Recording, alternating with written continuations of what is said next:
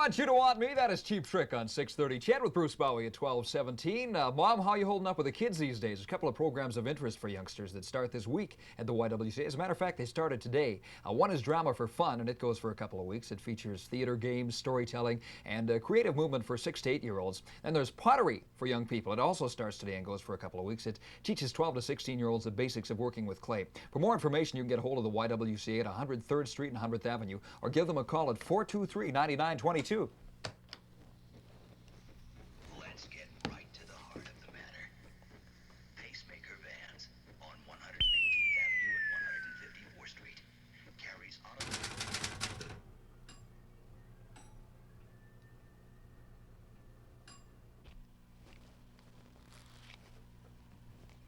Hi, are you Bruce Bowie? Yes, I am, but how did you get in here? I'm Susan, and Harriet's niece. Don't you remember giving her this headset? Oh, of course, now I remember. How is Harriet? She's fine. She's in India right now. Ralph and I already got a postcard from her. That's great. But how did you get into my control room without anyone stopping you? Well, this headset that you gave Aunt Harriet is one of her magic hats. They aren't magical for everybody, but they're magic for us. All I have to do is put on one of the hats, and it takes me to the person who gave her the hat. That's amazing. I've never heard of anything like that before. I know. Aunt Harriet and I are lucky. You sure are. Well, now that you're here, what can I do for you? Well, I've never been in a radio station before. Well, come on around here. I'll show you what everything's for and exactly how it works. This silver machine is what I play my commercials from. All I have to do is dial up numbers and they're all ready to go. Well, how do you know what number to press for which commercial to play? That's a good question. I've got a program log here that tells me what time to play my commercials and what time to play my songs. The next commercial I'm supposed to play is number 288, so I just dial a 2 and 2 8s, and it's all ready to go. I just have to start it to put it on the air then. Neat.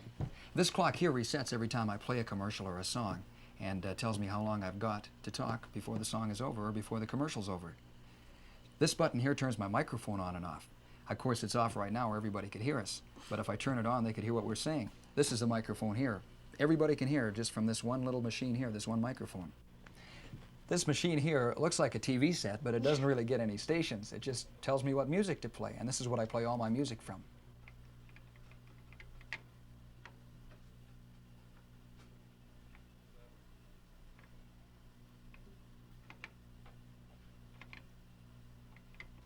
Is there anything else you'd like to know? Yeah, I don't understand how the sound gets into people's radios in their houses. Well, remember the console here? It turns the sound, my voice plus the music, into radio waves. How does it do that? Well, have you ever thrown a rock into the water? Sure, lots of times. Well, what happens to the water when you throw a rock into it? It makes ripples. That's right. And those ripples are a lot like radio waves. Radio waves spread through the air like the ripples in the water. I get it. We have to find some way to make the radio waves big enough to go to people's radios. So we have a transmitter at the station, and the radio waves travel through it to strengthen them. And then do the sound waves go to people's houses? Not yet. They're still not strong enough, so they have to travel to a bigger transmitter outside the city. And then are they strong enough? You bet. Everywhere that there's a radio, people can receive the music and everything I say over the airwaves. Neat. See that lady by the typewriter over there? That's Elaine Mcdonald. In exactly 30 seconds, she's going to read the news. How does she know when to start reading?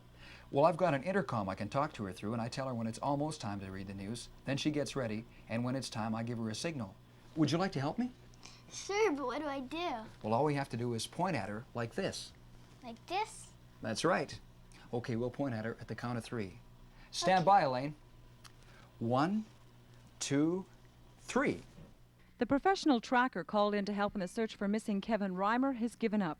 The news is read twice an hour during really busy hours, like in the morning when people get up and when they drive home from work. Other than that, they give the news once an hour. It all comes across on a machine called a teletype.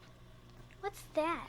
Well, it's a special machine that feeds the news to our news people, and somebody else can be typing up a news story somewhere else, and it'll come across on this machine. Then our news people rewrite it and read it on the air that way. So it just types by itself? It does it all by itself. There's someone else somewhere typing it, but it comes across here all by itself.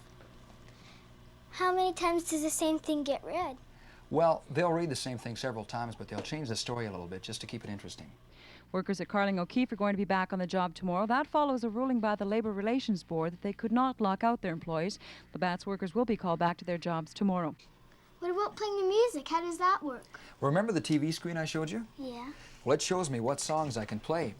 All the songs are numbered, so all I have to do is dial in the right number, press the right button, and the computer will play the song for me. Is the computer in here too? No, we keep it in the music library.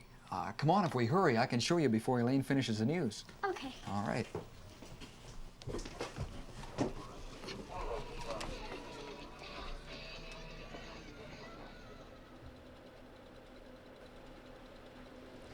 This is our music library, Susan. Is this your computer? Yes, it is. It keeps track of all the music for us.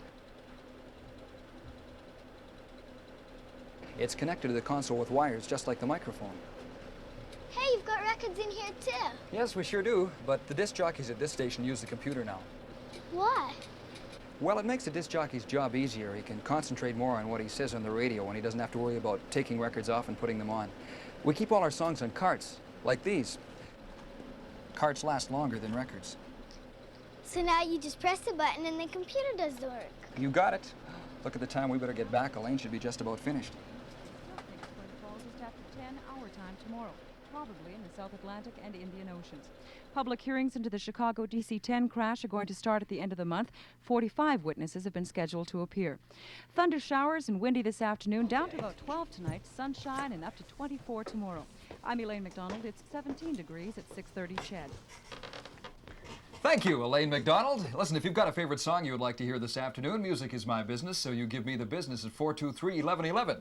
Here's the Doobie Brothers from 6:30 CHED.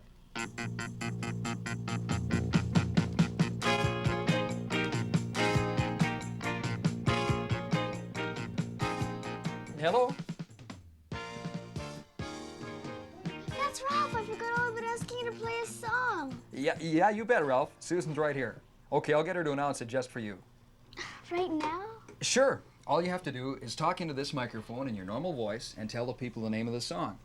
I'll press these buttons here, and you watch those numbers there. They'll tell you how long you have to make your announcement. All right. Just get in nice and close to the microphone.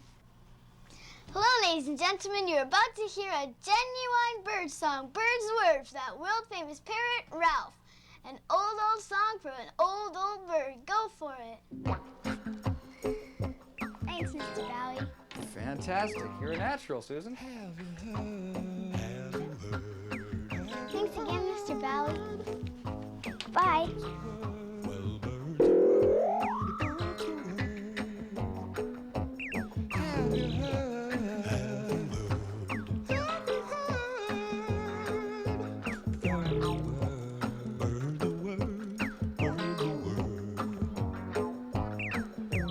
Everybody's hip to the bird call. It's a song that says it all. Everybody listens to that tree high singing for the sun in the morning, but the branches on swinging. Have you heard?